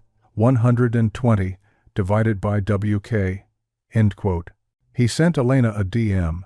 This tab makes the numbers feel more real without turning into a diary. Thank you for insisting. Thank you for tolerating, she wrote back. By midweek, the muralist returned with a draft that bent the river where the building bent past reception, down the corridor the night shift used, toward the loading dock. He'd penciled in quiet names for places that had never had them. Sanctuary on a small conference room that Elena had rescued twice now. Bridge on the hallway that connected 2 departments that mostly yelled at each other through tickets. Source on the door behind the cafe where the dishwashers laughed on their break. "This is good," Adrian said softly, studying the sketch like it was confidential. "But we paint after pipes." "Always," the muralist said. "I'm just practicing listening." Ember. A different kind of friction appeared Thursday. A senior engineer posted a thread thoughtful, not snarky, asking whether formalizing care risked performative goodness and whether people who preferred to separate work and community should be protected from subtle pressure. Elena replied publicly, without defensiveness, 100% fair. Care OS is not virtue theater. It's primarily about design. 2 hours to remove friction that harms humans. If community work fits your team's week, do that. If a gnarly process fix is kinder, do that. Also, opting out of external blocks is allowed. Opting out of process care is how culture stays broken. He set a director, he hearted it, and wrote, "Appreciate the clarity," which in internet language is as close as you get to We're good. Late that afternoon, Adrian pinged. Earnings next week. I'm threading a needle. Show we're serious. Show we're not hobbying. Avoid halo risk. Will you sanity check? Elena walked to his office with the 2-pager she'd been updating every night. Care OS, interim readout. It had 3 bullets up top. People, place, process, the ledger in miniature, and a short paragraph you could read on a bad connection. Care OS is a bounded 45-day pilot to reduce human fragilities in our operating model. We booked 2-hour weekly care blocks per team for process, divided by people, divided by place work. We constrained external spend to targeted, low PR, high-leverage interventions, education tech, clinic equipment. Early indicators: fewer weekend pages, 14%, across pilot teams. QA bug age down, 17%. After-school attendance up, plus 24%. Clinic diagnostics, back online, saline. We'll codify what works, retire what doesn't, and publish a sober post-mortem either way. Adrian read it twice, then underlined one sentence. We are not laundering reputation, we are lowering fragility. I want to say this out loud, he said, and I want the street to believe me. Then say the cost too, Elena said. Say the person hours out loud. Say what you'll cut to fund it without magic money. He nodded. The rink boards are gone, I'll say it. He did, in the prep with IR. When someone asked if Care OS distracted from the company's niche, he answered without blinking, Our niche is resilient enterprise platforms. Resilience includes the people who run them. This is not a detour, it's due diligence. Back on the floor, the rollout hit its most stubborn snag, a manager who understood the words and missed the music. He scheduled his care block, invited his team, then spent 2 hours lecturing them about mindset. No fixes, no listening, just adjectives. Elena got 3 DMs before the session ended. She didn't write a paragraph. She walked to his pod and asked him to step into the hallway. You used your 2 hours to tell people how to think, she said calmly. Next week, you use 4 to change how they work. I was inspiring them, he protested. You were delaying repairs, she said. Pick one thing: an approval to kill, a rotation to remap, a paper cut to cauterize. Send the agenda by Friday, and open with this question: what would make next Tuesday humane? Then shut up for 7 minutes. He bristled, then deflated. Fine. He paused. You talk to a lot of managers like you're our boss. I'm not your boss, she said. I'm the policy's bodyguard. He laughed, surprised into it. Okay, bodyguard. Friday. The end of week 1 arrived with an email from the community center. Attendance stable, homework completion up. One kid wrote his first research paragraph without asking for help. They attached a screenshot not of a child, but of a server log with a healthy, boring uptime graph. Elena forwarded it to Jonah with the subject line, "The good kind of boring," and to Adrian with "Add to earnings appendix if you want a number that can survive scrutiny." At the clinic, the administrator sent a simple stat. Average diagnostic wait time down from 11 days to 4. No brand words, just the shape of a week improving. Elena dropped both into the internal note for Friday: 3 bullets, 1 human sentence, and a reminder: no press, no spin. Then she added a tiny wins divided by warnings section. Win: supports new on-call map pages, 21% week over week. 2 people slept through a Friday night for the first time in a month. Win: QA bug age trending down. Time to merge improved. Saturday Slack quieter by decibels you can feel. Warning: misuse of care blocks for mindset lectures. Fixed via team-level repair. Next week's agenda reviewed. Warning: external bandwidth fixes create follow-on costs. ISP upgrades. Queuing proposals with lean briefs, no gala. She pressed send, then closed her laptop just long enough to feel the day land. On her walkout, she detoured to the 12th floor. The crying ceiling was patched, sanded, primed. A facilities tech waved. We used our block to map every drip we've band-aided this year, he told her, proud. Turns out, 3 are cousins.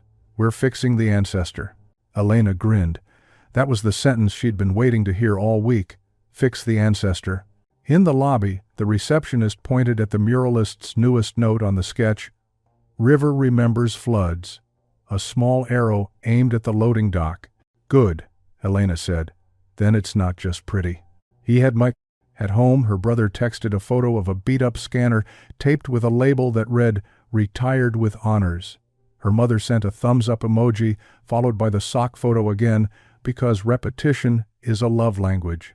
Elena sat at her tiny table, opened the stability ledger on her laptop, and added a line she didn't plan to publish yet. "Personal," cried Les this week. Then she deleted it and typed a version the board would accept. Weekend, slack noise. 18%, pilot teams. It meant the same thing. Before bed, Adrian sent a draft of his earnings remarks. Tidy, no halos, costs named, cuts named, a promise to publish the post-mortem of the pilot, good or bad. Elena replied with one edit replace proud with sober. Pride scares the street, sober reassures. He wrote back, sober it is. She closed the laptop, turned off the light, and lay there listening to the city. Rollouts don't sing, they thrum. A steady, unglamorous beat that tells you the thing you built might, if you're stubborn, become a standard. Tomorrow would be rehearsal, investor questions, some executive somewhere pitching a halo again. Elena would do what she'd done all week, hand out verbs, not vibes, measure what moved, guard the pipes from confetti. Care wasn't a perk anymore. It was plumbing. And in a building full of people who had learned to whisper their needs, the sound of water moving quietly through good pipes might be the kindest music a company could make. Earnings day always smells like coffee and caution. The building wakes up a half hour earlier, badge swipes sound sharper, and the air pressure changes like the city took a deep breath and decided to hold it until guidance lands. Adrian did the pre-call ritual he could do in his sleep. Read the deck again, read the one-pager again, rehearse questions he hoped would come and the ones he prayed wouldn't. Elena hovered just outside the circle, close enough to hear, far enough to see. Her role today wasn't calendar triage. It was ballast. Last chance to pull the line, he said, tapping the sentence that had been etched into every draft like a dare. We are not laundering reputation. We are lowering fragility. Leave it, Elena said. We can't hide behind anemia. He smiled. Anemic is a vibe. Fragile is a risk, she said. Say it. IR had split the Q&A rehearsal into two piles, donors and doubters. Donors were the ones who believed Adrian could thread a hurricane with a shoestring and a smile. Doubters made their own wind. Somebody quipped that markets reward courage. Then someone older quipped back that markets punish novelty, and Elena realized again that business is a superstition in a suit. She read the two-pager one more time. Numbers in human clothing. Fewer weekend pages, bug age down, after-school attendance up, clinic back to baseline. Costs named in plain language. Offsets named. The rink board sponsorship was gone. 3 vanity line items retired. Travel cut for the quarter, except for client-critical trips. No magic money. No saccharin. You ready? She asked. I'm ready to be read, he said, half joke, half truth. The call started. A voice like a metronome walked through safe harbor. Slides clicked. Adrian's opening was clean, unsentimental. He said resilient 3 times, not because it tested well, but because the company had leaned on the word like a cane through 2 bad years and finally learned what it weighed. When the CareOS slide arrived, he didn't pause for drama.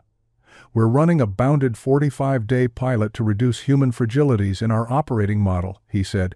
2-hour weekly care blocks per team.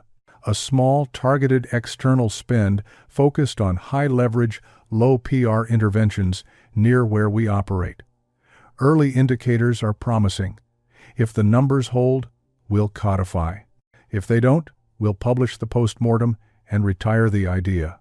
There it was, no halo, no soundtrack. The first analyst question came from a donor. Appreciate the framing, she said. On CareOS, can you talk about opportunity cost and whether you've seen any early signal in retention? Elena? Adrian said without looking, and she felt the room tilt. She stepped to the mic like a person crossing a stream on stones. "We counted the hours out loud," she said. "If every team books religiously, it's 6 figures of person hours across the pilot. In return, early signals. On-call pages down, double digits in pilot teams, QA bug age down, Saturday Slack noise down. That's fewer emergencies we pretend are normal. On retention, it's too early to call attrition is a lagging indicator. We'll show trend lines next quarter if we earn them." And Clies. Her voice didn't shake. She thought of her mother and Mr. Huang and the muralist and the kids clicking on keyboards, and said to the part of herself that still felt junior some days, "Stand up straight. You're carrying receipts, not a manifesto." A doubter came next. "You've been lauded for focus in your niche," he said. "How do you ensure Care OS's doesn't dilute that? Also, how do we know this isn't CSR wearing a hoodie?" Adrian fielded the first part. "Our niche is resilient enterprise platforms. We reduce fragility everywhere we can. Architecture, process, people. This is operating design, not philanthropy." He gestured to Elena. "We avoid CSR optics by starving the beast," she said. "No press, no spin, no faces. We pay full rate for artists and vendors. We avoid galas and hashtags. We publish boring data. Boring data survives scrutiny." Silence, then a tiny chorus of key clicks. Somewhere, someone tweeted a line, and PR braced, and Elena breathed. The call closed without a scandal. Guidance held. The little stock dip that had twitched every time someone said care settled into a shrug. IR messaged 3 words that smell like victory when you're outnumbered. No irrational spikes. After, in the conference room that doubled as a war chapel, an investor video popped up. It wasn't scheduled. It was a quick hello, which is investor dialect for trust fall. The face on screen belonged to a longtime holder whose voice could move gravity a 1/4 inch. "I'm not your conscience," he said. "I am, however, allergic to fads. This isn't a fad if you keep it measured. Just remember, Wall Street will let you do small good things if you keep making money." Adrian nodded once. "Understood." "And remember the thing with rivers," the investor added, surprising Elena. "They look gentle until you stand in one." He signed off. When the screen went dark, Adrian sat back like the air had changed shape. "I don't want to forget how this feels," he said. "How does it feel?" Elena asked. "Like we told the truth and the sky didn't fall," he said. "Yet. Think you's plated by that, too?" She smiled. "Let's buy an umbrella anyway."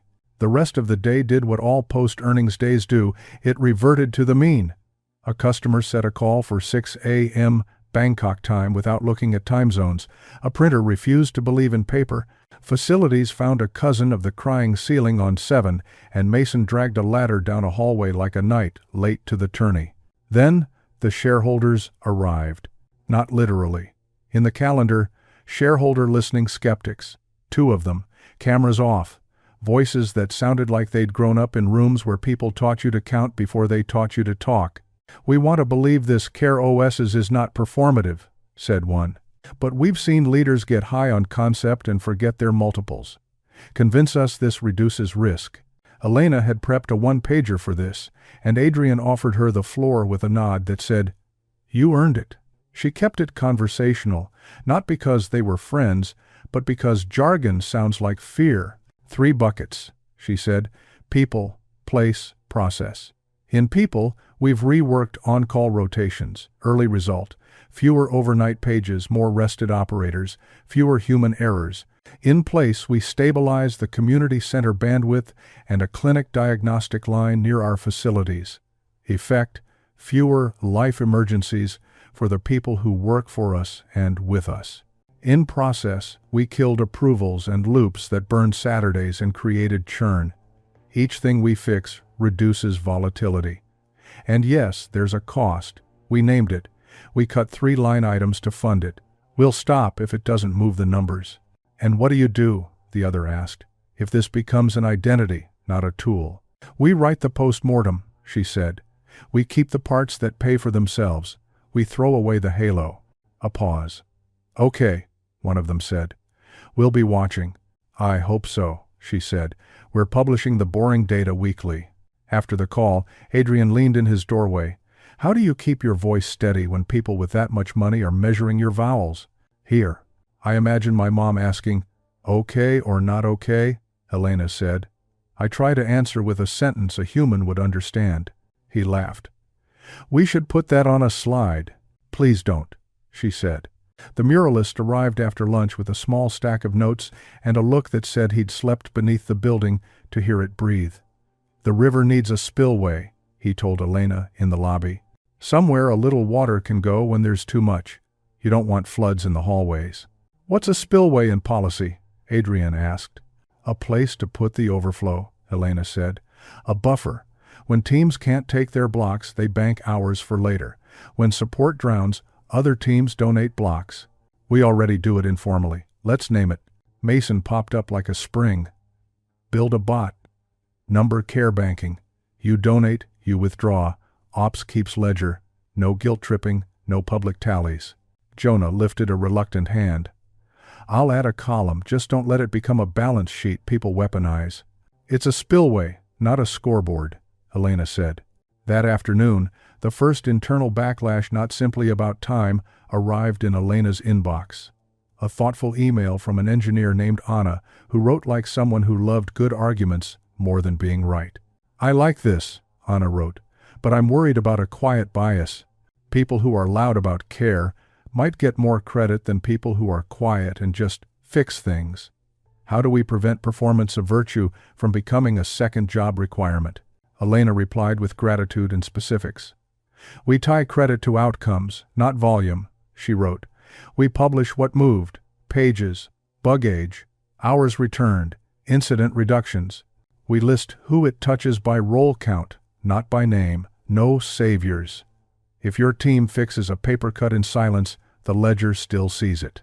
If someone keeps making speeches and nothing moves, the ledger sees that too. Anna wrote back, cool.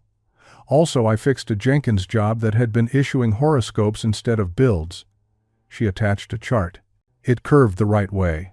Ledger it, Elena replied, copying Mason. Late day, a VP tried a new angle on an old temptation, a small video about the community center, just B-roll, no faces, used in recruiting. Warmth is a selling point. No, Elena said, steady. We don't turn people's Tuesdays into reels. What if the director wants it? The VP pushed. She wants bandwidth and tutors and a budget for field trips, Elena said. We gave her bandwidth. We'll give her tutors. If there's ever a story, she'll decide when. Our policy is plumbing. Our brand is uptime. The VP sighed like someone learning to give up a favorite candy. You're ruthlessly kind. Or kindly ruthless, she said. Depends on the hour. During the day's last working group, Jonah presented the stability ledger with a small, unexpected flourish. A tiny icon next to each metric that could be silently clicked to reveal a sentence, just one about who it touches. Not names, just a sentence. On-call pages, 14%. 9 engineers slept through 2:04 a.m. this week, for the first time in a month. Bug age, 17%. 12 QA analysts closed their laptops Saturday by 3 p.m., not 7. After-school attendance, plus 24%. 48 kids finished homework in the center, not on a hallway floor. Clinic diagnostics at baseline. Average patient wait 4 days, not 11. Stole your idea, he said to Elena, almost shy. Numbers learn to care, without breaking audit. She smiled at him with honest warmth. This is better than a mural. The only true hiccup, the kind that makes policy bleed, arrived at 5:32 p.m. when a manager tried to quietly discipline a junior support rep for overusing care time. The junior had used the block to sit in on a process review that impacted her queue. Her manager had wanted her answering tickets instead. Elena found out because the junior, brave the way people become brave when they realize politeness is eating them alive, forwarded the email with a single line. Is this what we meant? The CC list was small. The power differential was not. Elena walked. Some conversations should never be typed. In a small room with a table too big for its purpose, the manager started with his defense. "We're drowning. Tickets don't care about blocks." "People do," Elena said, "which is why we made blocks. The rule has teeth, remember? It bites the hand that abuses it and keeps the hand that needs it steady." He ran a hand over his jaw, annoyed with himself more than with her. "I used the old script." "I know," she said. "Write a new one. Send a note to the rep. Apology, then a plan for next week's care block you'll run. Keep it about work, not virtue." He nodded. "I'll do it. For the record, I'm not a villain. I'm tired." "Whine." "For the record," she said, "so is your team." He laughed, surrendered. "Fair." On the way out, she bumped into Adrian, who was doing the CEO equivalent of laps, moving through floors in quiet circles, reading faces the way you read dashboards when you've been doing it long enough to know when a line is lying. "How'd the skeptics go?" he asked. "They're watching," she said. "Good. We wanted witnesses." He nodded, then glanced at the lobby, where the mural would one day live. "You still think we wait?" "Pipes first," she said. "Always. But I like what the muralist said about spillways." "Care bank," he said. "I like a policy with plumbing metaphors. Makes me feel like we're doing honest work." "We are," she said. "Also difficult, also slow." He looked at her differently than he had at the beginning of the week, less like a gifted assistant and more like a co-architect. "Do you ever want my job?" he asked suddenly. She laughed. "No. I like sleeping sometimes." "I don't," he said. "But I like this." He gestured to the building. "It's the first time in a while I've felt like the company was more than a set of charts." "It's a river," she said, "quiet until it isn't." He checked his watch. "I owe the board an end-of-day ping. Want to send the ledger?" "I'll send it," she said. Short, unsentimental, with one human sentence. All PS4. "What's the sentence?" he asked. She thought of the junior support rep who'd forwarded the email, the engineer who fixed horoscopes, the kids who'd stopped pretending hallway light was enough. "We're fixing ancestors, not symptoms," she said. He nodded like a man who'd learned a new word for an old ache. "Send that." She did. 3 bullets: people, place, process updated, 1 line about the care bank, 1 line about team-level repair applied correctly, 1 sentence at the end. "We didn't buy a halo. We bought fewer 2 a.m. mistakes.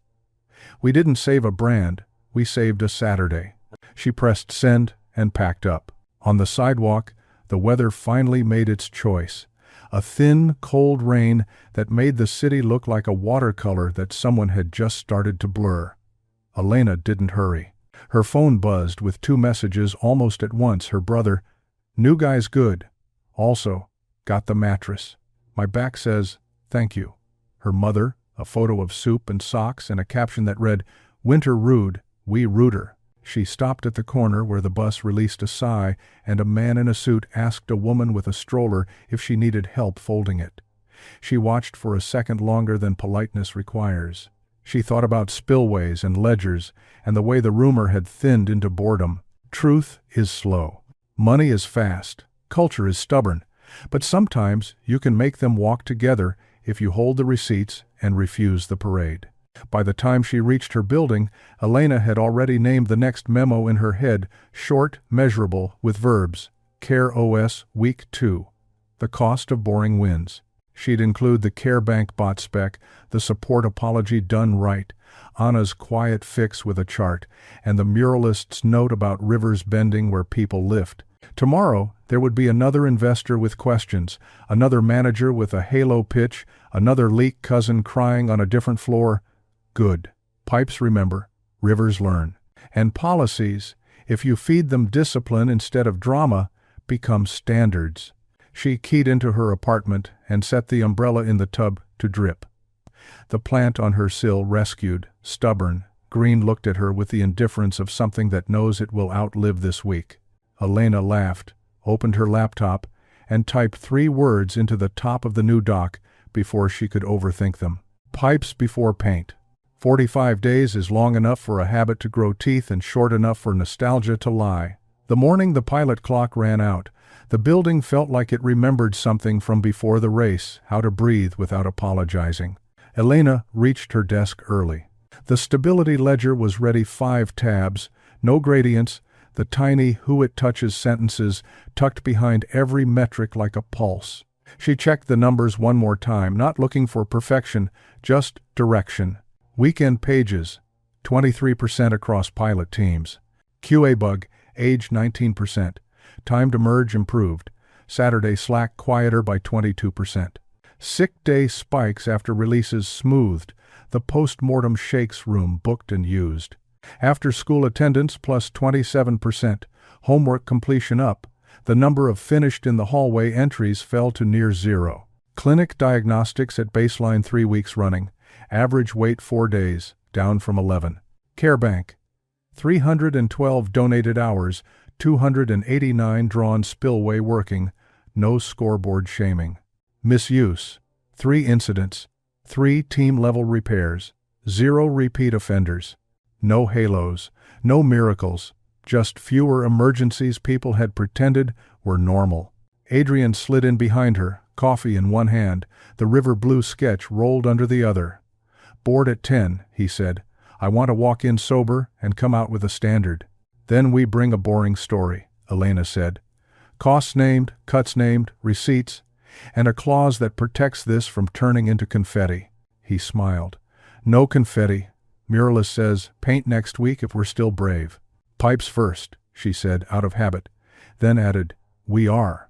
It is one. It is one.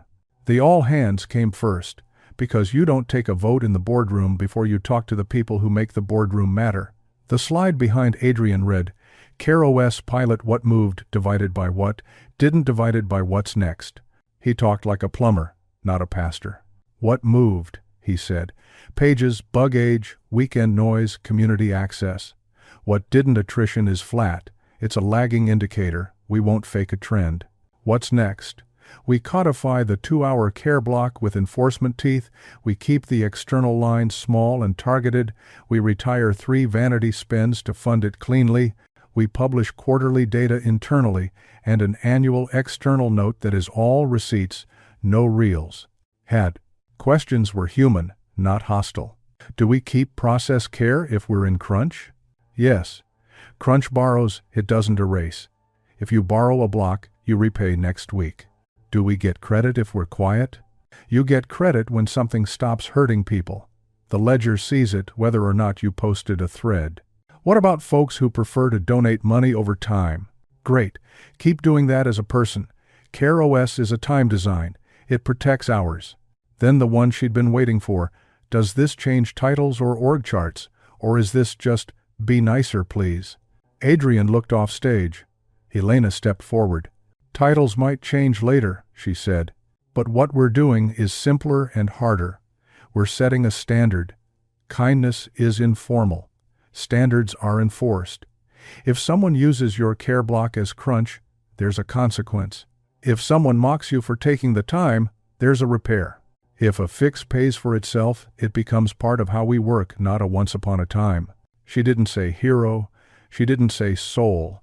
She said hours and consequence and repair, and the chat did the small, polite thing a company does when it recognizes its own reflection. Seen? In the hallway after, PR caught up with a compromise that didn't make Elena want to hide the stapler. When we publish the annual external note, Lily said, we could include architectural diagrams of the process, fixes no faces, no pathos, before and after of a pipeline, not a person. Elena nodded. That's the only story I'll tell out loud. Board time. Leather briefcase smell. Water like glass. People who had seen hope turn into hobby and come back with numbers, asking to be forgiven for believing again. Adrian opened with the only slide that mattered. Not the trend lines, not the preview of the mural, not the quotes from employees that legal had scrubbed until they were safe. He started with the ledger. Hours out, fragilities down, offsets in. We cut the rink boards, the airport banners, and the annual vanity table, he said. We hired routers, not violinists. We paid the muralist market rate and made him wait until we were done moving water. Silver Hair raised a hand. You're asking us to adopt this beyond the pilot? Yes, Adrian said. 2 hours per team per week. process first, external line fixed and boring, quarterly internal reports, one annual public page of receipts and diagrams. No press tours, no halos. And ownership? The chair asked. Adrian looked at Elena. Elena will run it. The room shifted a degree. Titles wandered in people's heads like shy deer. Elena didn't pretend she hadn't thought about this moment, how to accept without turning into a statue, how to keep the rules' teeth. New title? Silverhair asked. Elena answered before Adrian could gild anything. Director of Stability Programs, she said. Not care, not soul, stability. My team's job is piping, metrics, enforcement. We report to ops with a dotted line to finance. We don't own kindness. We own the calendar and the consequences. Jonah, who had slipped into the back, almost smiled. Ops murmured. Legal looked relieved. The chair nodded once. Motion to adopt, she said. Bounded policy, quarterly reviews, ownership, as proposed. Hands rose, eyes counted. The motion carried. No champagne. Just a click in the room's bones that felt like a building choosing to be a home. They came out into crisp light. Adrian leaned against the glass. Director of Stability Programs, he repeated, tasting the syllables like he'd been hungry for a job that sounded like work, not theater. You sure? Elena asked. It puts my name on a thing we promised not to make about a person. It puts accountability on the hook, he said. And you made the hook. She let herself smile. Small, not apologetic. Okay. The first thing she did with the new authority was what she'd done with none. She wrote verbs. A one-pager went out to managers. Stability, Standard V10. Book, rotate, fix, measure, publish, repair. If you're tempted to turn this into a talk, the last line read, pick up a wrench. That afternoon, the muralist unrolled the final draft in the lobby. The river bent where the building bent past reception, along the corridor toward the loading dock, a spillway marked as a quiet curve that ran to a small room labeled Sanctuary. He had left a single space blank, a clean rectangle near the loading dock. For what? Adrian asked. For the ledger, the muralist said. Not a plaque. A small board where you change a number each quarter. One line only. Fragility's down. X. People will ask what it means. You will tell them with verbs. He was not 21 of... Elena looked at the blank and felt something settle, like a book closing around the right ending. We can live with that, she said. They painted on a Sunday. No ribbon, no drones, no invite-only list. Facilities taped plastic. The night shift watched with a quiet pride that made Elena want to buy everyone's soup. And the muralist kept asking questions about where water really went when nobody watched. By evening, a river ran the lobby. Not flashy blue, but deep and patient, a color you could stand next to without feeling like a photo. Monday morning, people walked past the river and didn't pose. That felt like victory. Open house? Lily asked carefully. Internal only. Partners, families, no cameras. Open house, Elena said. But we showcase work, not people. Diagrams on foam boards, the routers on a table, a post-mortem wall with the paper cuts we killed. Kids can draw their own spillways. There was one guest Elena invited herself, her mother. She met her at the curb, slow and unhurried, the way you walk someone into a place you want to love them back. Mr. Huang came too, insisting on buying the cab because dignity is stubborn in the best way. The lobby glowed with the soft chaos of real life. Strollers, name badges, a toddler fascinated by a traffic cone, a senior engineer explaining a Jenkins fix like a bedtime story to a niece who only cared about the part where Auntie said, and then it worked. At the before divided by after table, Kelsey pointed at a diagram with 3 red boxes struck through. We removed approvals we didn't need, she told Elena's mother, who listened like the fix was a recipe, nodding at every verb. At the Care Bank board, Mason showed Mr. Huang a simple interface. Donate hours, withdraw hours, no shaming, just balance. Like a neighborhood, Mr. Huang said, pleased. By the routers, Marisol from the community center stood with a sticky note that read, Ask me about Tuesday. She and Elena hugged the way people do when they share a secret. We fixed something and didn't tell the internet. She brought a list. No names, just numbers and times. Homework finished at tables, not on floors, she said. We're starting a small robotics club. Someone donated a kit. At the clinic diagram, the administrator tapped a 4 days label. That's the number that matters. Put it on the ledger, Elena said. Quarterly. At the spillway drawing station, kids made marks with a seriousness adults forget. Adrian sat on the floor in a suit and showed a 6-year-old how to color inside a bend without flooding the hallway in crayon. The kid ignored him and invented a new bend. Good, Elena thought. Rivers learn. She kept her mother away from the podium because there wasn't one. The closest thing to a speech was a short, square piece of paper taped next to the blank ledger rectangle. We stop floods where they hurt people. We paint last. We publish boring numbers. We repair in public. Mr. Huang, who had insisted on sensible socks for winter, touched the spillway curve with one finger. Good river, he said. Good pipes, Elena replied. Later, in a quieter corner by Sanctuary, Adrian found Elena watching as a support rep walked a partner's teen through a post-mortem diagram. You can tell a building is changing, he said, when people point at flaws without whispering. That's the part I care about, she said. Not murals or titles. That sentence, we don't whisper. He glanced at her mother, who was telling Lily that soup is a policy if you make enough of it. Does she know? He asked softly. She knows I'm tired and stubborn, Elena said. She doesn't need the rumor version. She needs my voice on Sunday. He nodded, then stuck out his hand in a gesture that was somehow more serious than the board vote. Director, he said, not as a prize but as an agreement. Guard the pipes. She shook his hand. Guard the river, he brags. The next week, the first quarterly report went out internally.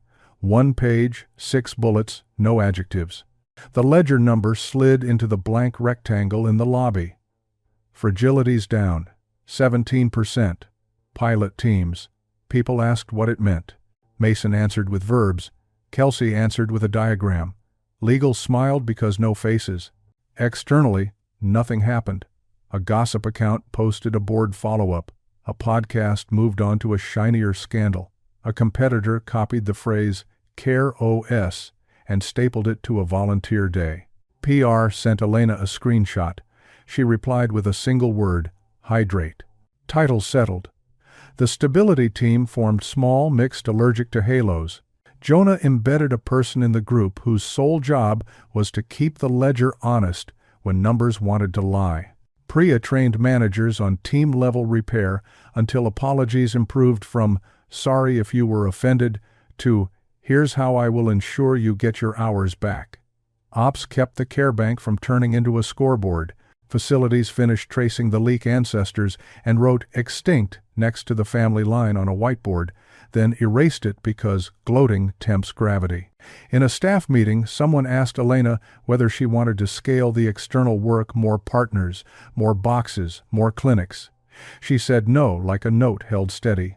Small and close, she said. Near where we operate. High leverage, low PR. If we scale anything, scale process care. That's the river under the floor. Weeks passed. Calm replaced drama. The mural stayed river blue without becoming a selfie backdrop. People put sticky notes near bridge when cross-team friction melted, and near source when the cafe ran out of decaf. Someone drew a tiny boat in the corner with a smiley face. Security left it alone because whimsy behaves. Once, late, Elena stood alone in the lobby and read the small, square rules again. She thought of the day with the black card and the way money had felt like heat in her hand. She thought of the rumor that had tried to choose her shape and the decision to starve that beast. She thought of the boardroom click, the open house hum, the engineer who fixed horoscopes, the junior support rep who forwarded an email instead of swallowing it. She put her palm against the cool paint where the river curved toward the spillway and said, not out loud, "We built the pipes. We named the water. We made a rule with teeth and taught it not to bite the wrong people." Her phone buzzed. Her brother, promotion, shift lead, new mattress is magic, Thank you for the sentence you gave me. Training is cheaper than turnover, she typed. That one, he wrote. Also the one about not whispering. Another buzz. A calendar hold from Adrian. No title, just walk. She smiled. He had learned that some meetings work better with hallways. They circled the building the way they did now when charts felt like a cage. He updated her on product, she updated him on pipes. When they reached the loading dock, the mural's bend looked exactly right. Not pretty for pretty's sake, but honest about gravity. Any regrets? He asked. She thought about the ones you can say and the ones you can't. Only that we didn't start sooner, she said. But then, I wasn't ready sooner. He nodded. Me neither. They stopped under the ledger rectangle. The number would change next quarter. It might even go the wrong way before it went right again. That was how rivers worked. You didn't shame water for choosing the path of least resistance. You shaped banks that made the least resistance lead somewhere kind. Director of Stability Programs, he said again, half joking. Black card consultant, she returned, and he winced, then laughed, because he could now. The story had lost its teeth in the places that mattered. She left him in the lobby with a facilities tech debating paint finishes like philosophers. Outside, winter had begun its slow rehearsal. The city wore a coat of its own steam. Elena pulled her scarf up and walked toward the subway, unhurried, because the calendar had 2 hours in it that wouldn't be stolen. On the platform, a kid did homework on a laptop that didn't freeze. In her pocket, the stability ledger lived as an app Jonah would never admit he'd enjoyed building. In her head, the next memo wrote itself in short, unfancy sentences. Pipes before paint. Fix the ancestor. Publish boring numbers. Repair in public. No more whispering. Not a revolution. A river. Quiet, stubborn, bending where the building bends, visible enough to trust and unglamorous enough to last.